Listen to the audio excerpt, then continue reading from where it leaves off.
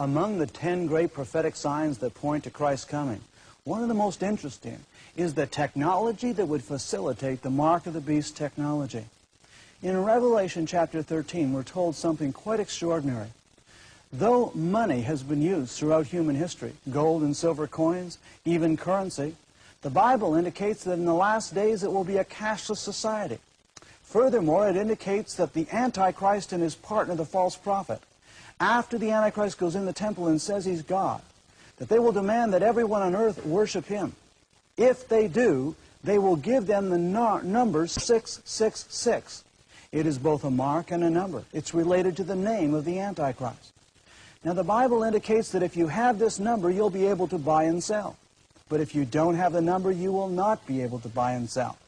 In the words of John in Revelation 13, verse 16, "He, the false prophet, caused all, both small and great, rich and poor, free and bond, to receive a mark in their right hand or in their foreheads, that no man might buy or sell save he that had the mark, or the name of the beast, or the number of his name. Here is wisdom. Let him that hath wisdom count the number of the beast, for it is the number of a man, and his number is 666. Now, when John wrote that, he wrote 3 Greek letters. The first letter stood for 600, the second for 60, and the third for 6. You see, in the Greek and Hebrew language, there are no Arabic numbers such as we use today. When they wanted to express numbers, they had to use letters. Just as in Latin, where X stands for X, but it also stands for 10, and C stands for 100, and V for 5, in Greek and Hebrew, the 2 biblical languages, every single letter stands for a number. When they wanted to say, "Get me 22 loaves of bread," they would use one number that stood for 20 and one that stood for 2. Therefore, every name of anything, whether it's your name or mine or the name of a tree, if you add up the first letter, the second, the third, the fourth, the fifth, you'll end up with a numeric total. The value of the name Jesus is 888. The value of the name Emmanuel is 800. All of the names of Jesus in the Greek language, if you add up the value of the letters, equal a number divisible by 8. 8 is, of course, associated with resurrection. Jesus Christ did not rise on the 7th day, on Saturday, but on Sunday the 8th day. It was 8 people who came off the Ark of Noah.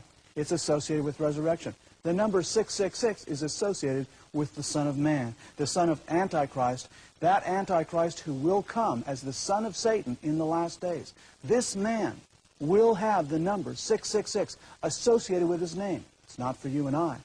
Rather, this name and this number is for those people who will be living at that time, those tribulation saints who are alive after the rapture. It's to warn them, don't take his mark. Now, technology is existing now for the first time in history that would allow this to be facilitated. What am I talking about? Today, computer chips are used to implant in the necks of dogs and cats in Toronto when they enter the Humane Society, so that from a scanner from a few feet away, they can tell exactly the name and the address and the medical records of that dog. However, in Europe, they've implanted over 100 million head of cattle and sheep with computer chips in their neck that are so powerful as radio directional devices, they can be literally detected from a satellite hovering over Europe that can tell that Farmer Jones has 37 head of cattle and 27 head of sheep, and verify his subsidy request to the European Union Common Agricultural Policy subsidy.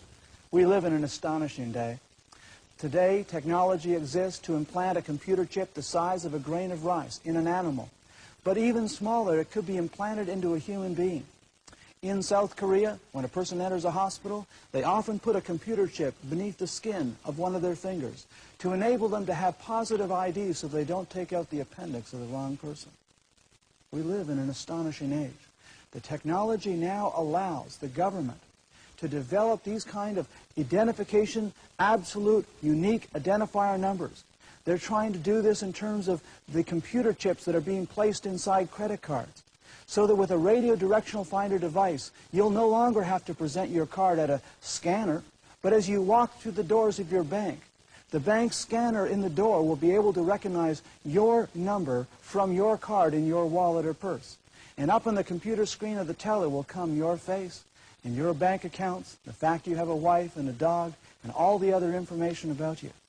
These technologies that ultimately could result in the implanting of a computer chip beneath the skin.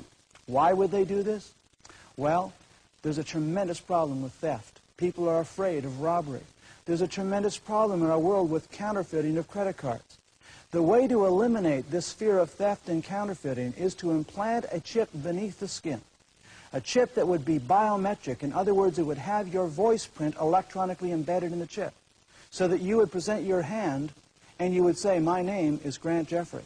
And because my voice and yours are absolutely unique from all other voices in the world, the computer would be able to know that it was myself speaking and would verify that I could then use that chip in my hand to buy or to sell. We live in an extraordinary day, but these technologies suggest that for the first time in history, the mark of the beast technology could be implemented in our generation. It's one more sign that Jesus Christ could come soon.